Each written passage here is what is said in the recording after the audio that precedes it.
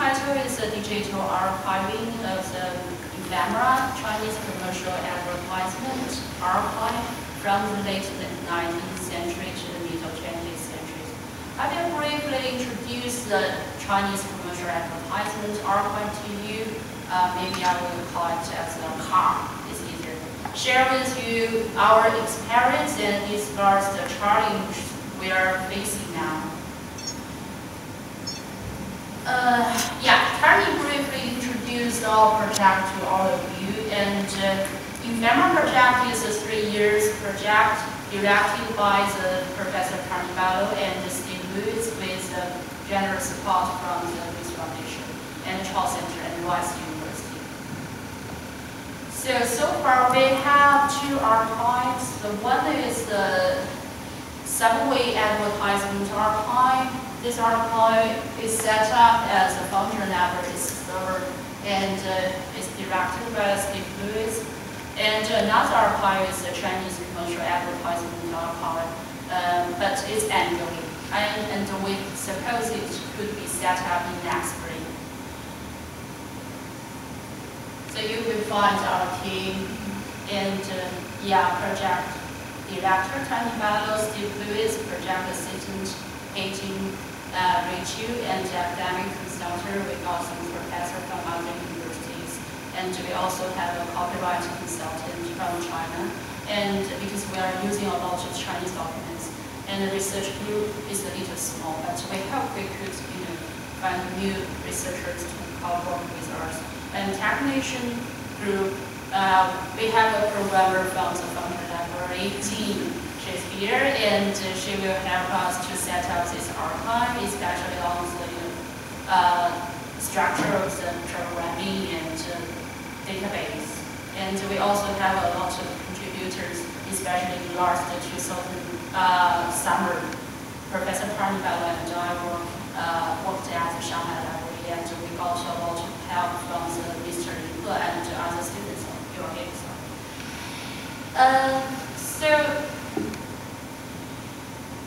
Why have a Chinese commercial advertisement archive? Do we choose a Chinese commercial advertisement from the late 19th century to middle 20th century just because we are an Asian-centered institution, or that China has become a hotter and hotter topic with the overlap national political transitions in the last months?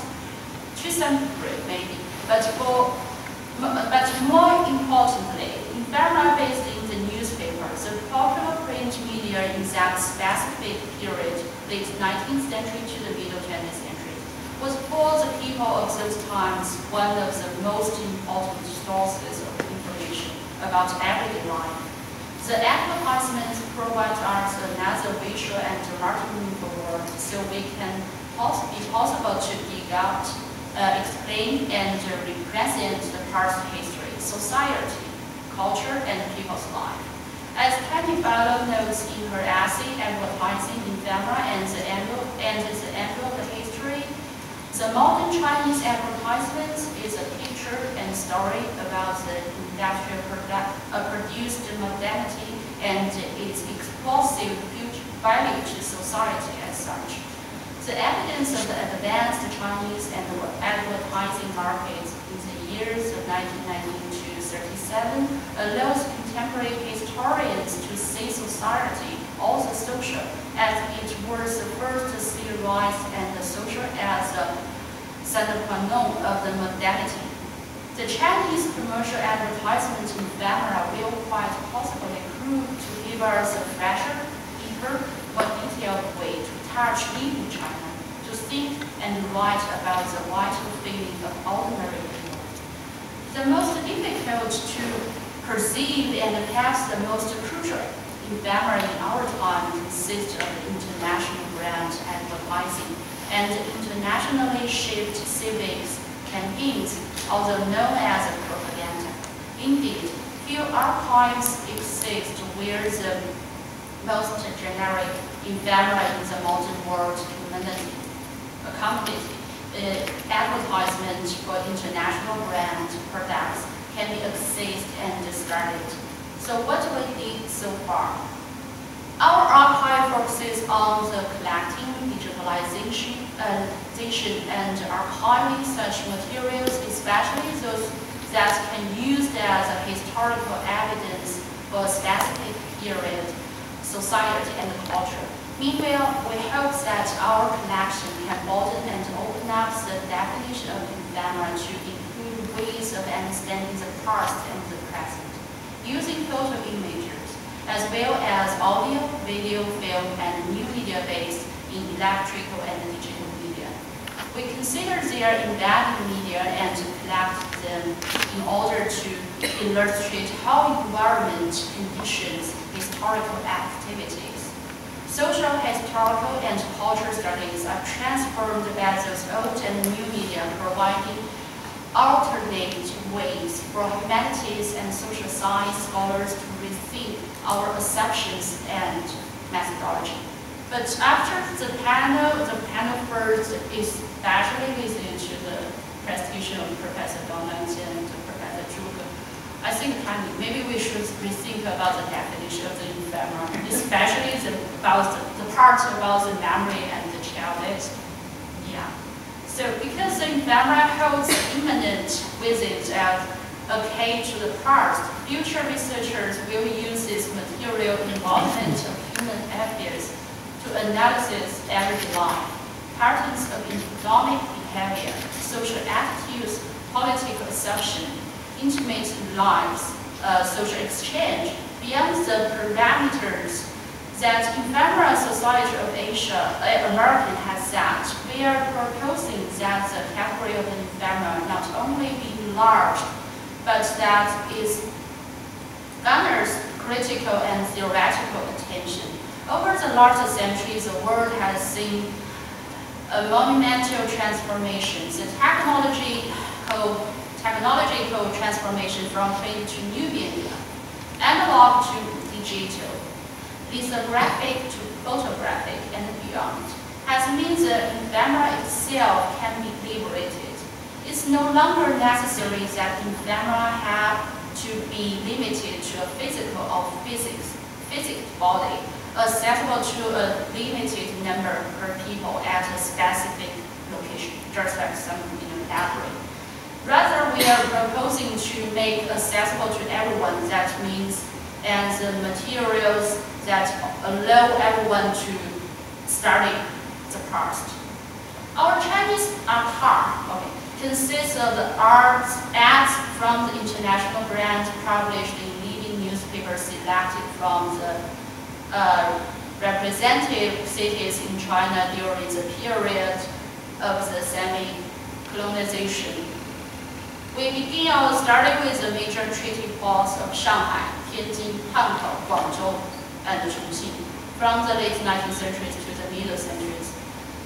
Systematically counting the number of the advertisements and how long they appear in each media market, describing the ad image as branding become a common technique, describing how the more black and white cartoon images convey social data requires our database be illustrated with the thumbnail images, which are data in the front of thumbnails, allow researchers to follow the impact of specific brands, generic tags of commodities, pictorial themes, and other elements of the contemporary advertising industry. So, with the help of Michael Meng, who is the library of the Asia,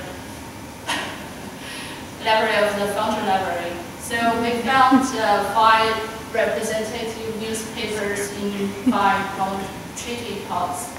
We found the Shanghai, which is the Shenbao. All these 5 newspapers are business newspapers. So in Tianjin, we choose the Dagunbao, Hankou Zhongxibao, Guangzhou Yuehua Shenyang Shenjing Shibao. So Professor Tani Bello began information collecting Chinese commercial advertisements a decade ago, right? In 2012 summer, she cooperated with Shanghai Jiaotong University and the Shanghai Library to systematically collect and analyze Chinese commercial advertisements for international brands. To this point, the research teams have comprehensively counted, described, and entered into database following target newspaper.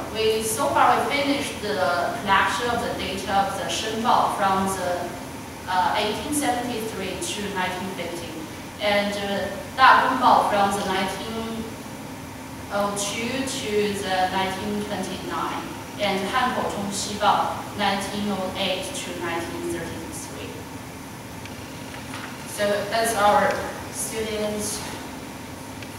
They're working at the library, and the resulting data includes the number of the reputations, categories of commodities, distinguishing marks, brand name in Chinese or non-Chinese language, and content analysis of each advertisement.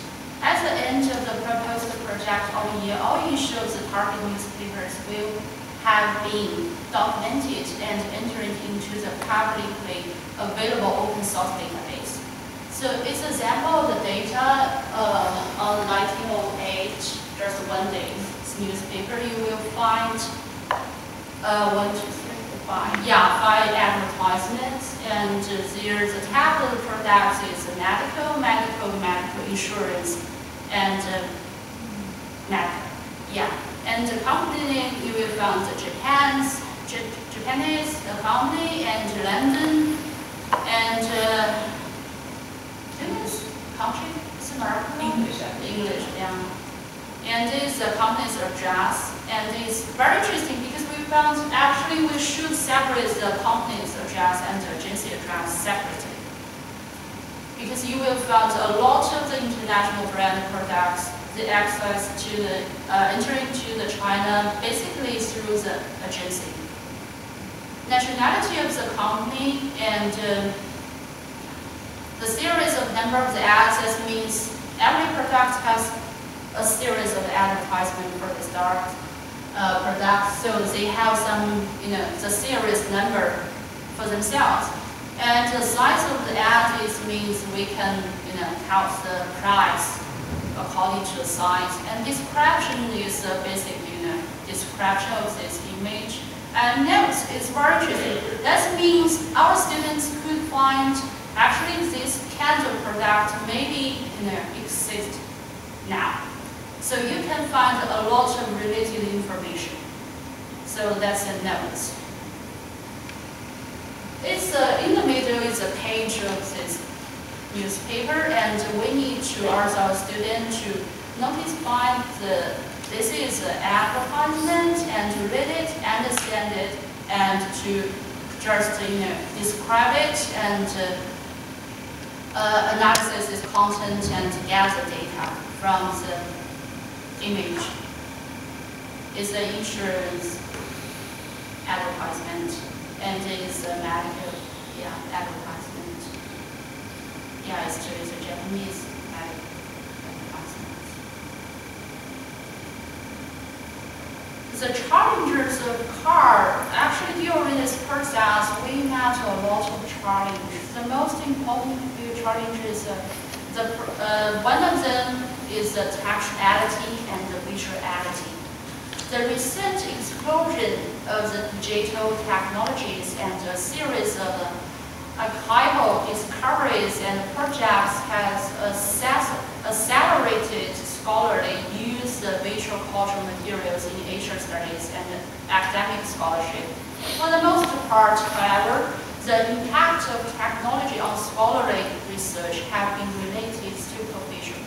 Either researchers use an image to illustrate facts or arguments established through other means, or they focus on collecting data without attention to the social knowledge that ephemeral content.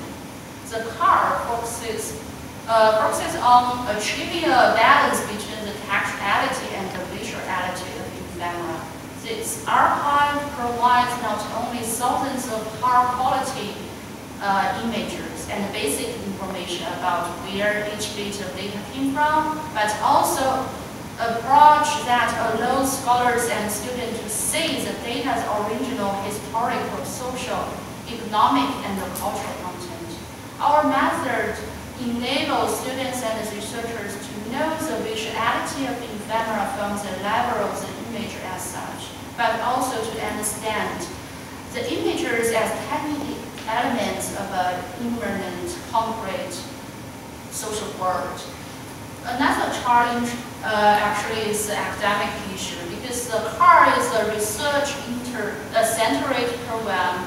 It's singular in the sense that it launches out of an archive situated on library platform, just like the John Jones collection, and also seeks to provide public knowledge surveys or basic sharing as do the Internet Archive and the National Library of Australia.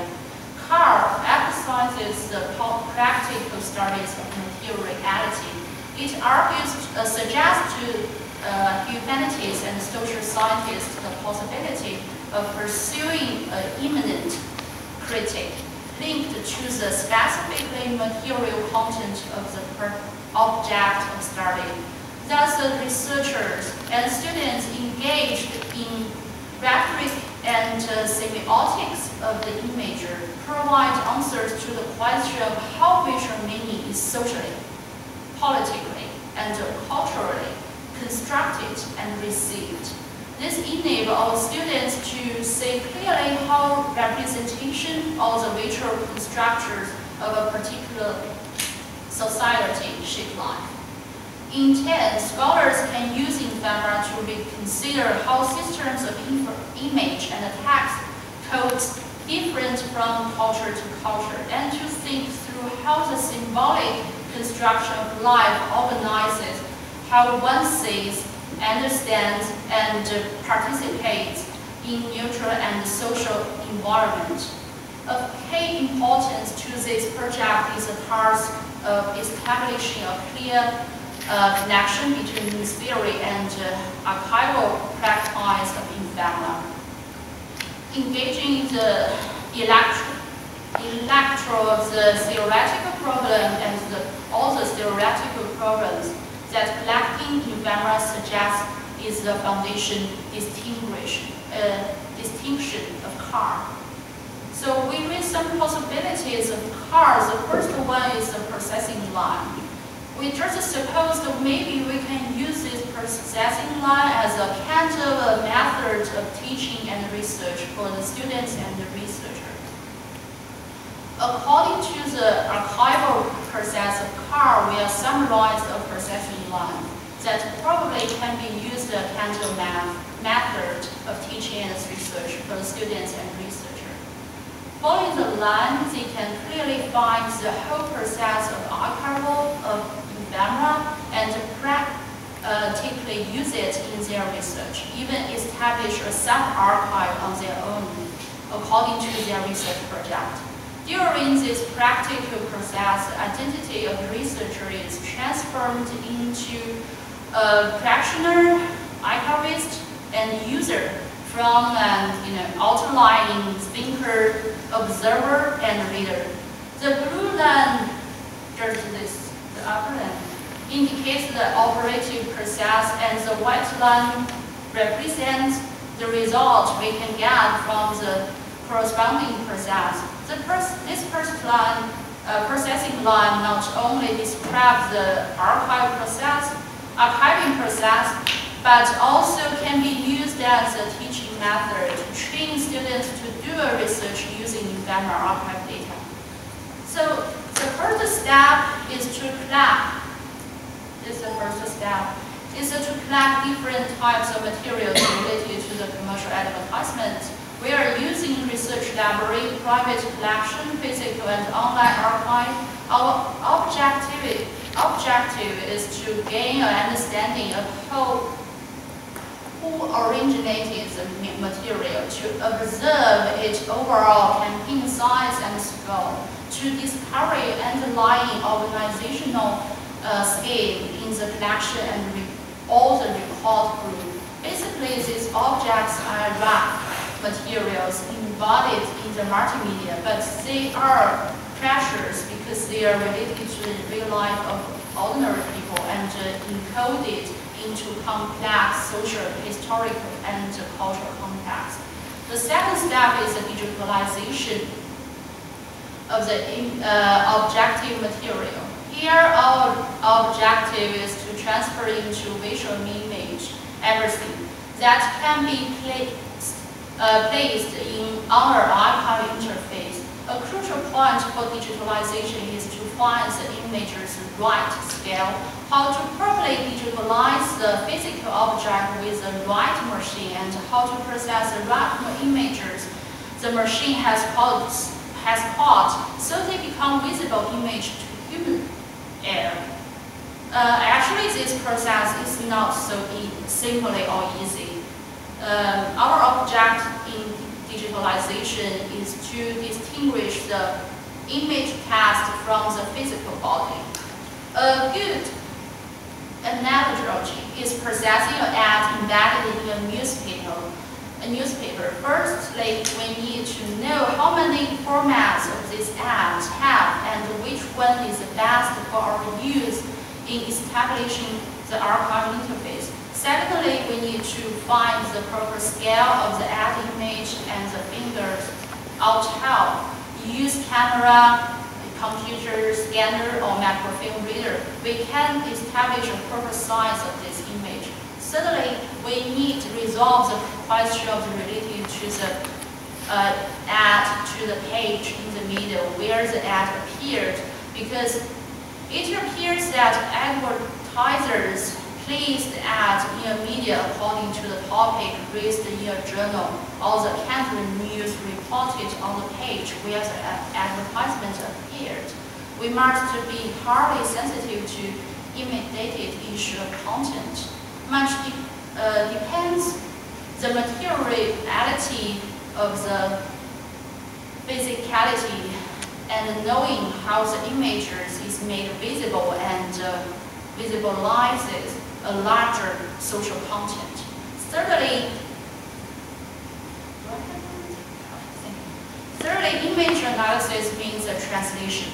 Image process their own complex linguistic systems. Not only are these systems complicated, humanly constructed, and ideological, explaining images is also worldly.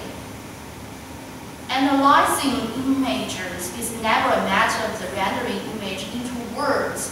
It's always a process locating, understanding, and expressing information both with a given set of images and outside of them. In the world, archives are not a random collection of disparate information. Thus, in the first step, we must sort it according to its specific features. Data's materiality and the standards of the archive must be considered. The primary elements of protocol is the representation. Representation refers to the way a text is presented and how it intersects with an image on individual terminal interface. We must pay particular attention here to what kind of information should be selected to serve as a metadata content for the image, and what sort of information should be presented as a elementary content to the metadata.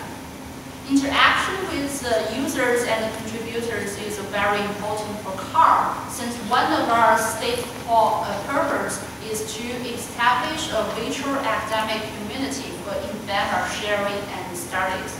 We believe that the comments about our archive coming from users will help us to understand the user's interests and help the users to feed data and the commentary into the archive database.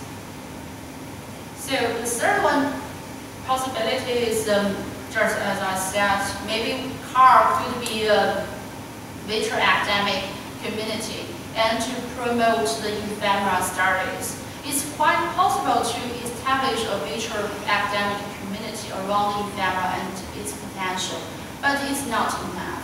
In the age of the globalization relying on the new technology and consequently on cooperation, academic intellectuals have broken geographic boundaries gone beyond the abstraction called the nation, and even beyond the area in the sense of the area studies, to say nothing of the reinterpreting the traditional disciplines. Now is the time to establish an academic community that lives in a cyberspace. A cyber-community of the scholarship could include people from the, with the different backgrounds and nationalities who come together to share, communicate, and study, experience, knowledge, and each other. We can establish virtual community rooted in the shared concern with the past, and we can contribute to our self-community and Ephemera studies precisely because we are clear that Ephemera is embedded in the specificity and the concrete historical, social, and cultural context, and we are seek to understand and analysis. That's why we also have such a serious workshop during the 3 years, because every year we will invite. Last year the title is Ephemera and the Archive. We invited more than 40 scholars from the different countries and with different backgrounds to talking about all kinds of issues related to the Ephemera and the Archive. So that's why this year we just focus on the Ephemera studies in the China studies. Maybe next year we will think about more concrete and more deeper or theoretical topic to discuss. And we also want to use this opportunity to know maybe there are also scholars who are interested in this topic, so we can cooperate in future. The third immanent critique, a third possibility of the immanent critique and the Ephemera in social, historical, cultural, media, and art research. In scholarly terms, Ephemera are key artifacts for writing history from the bottom up. Studying Ephemera provides another way of grasping the everyday action and hopes of ordinary people momentarily embedded in the material world. We find that this is true in popular culture and media studies, cultural history, literary representation, mass popular opinions, as well as the theoretical studies of common ideologies like modernity, socialism, and profit-seeking.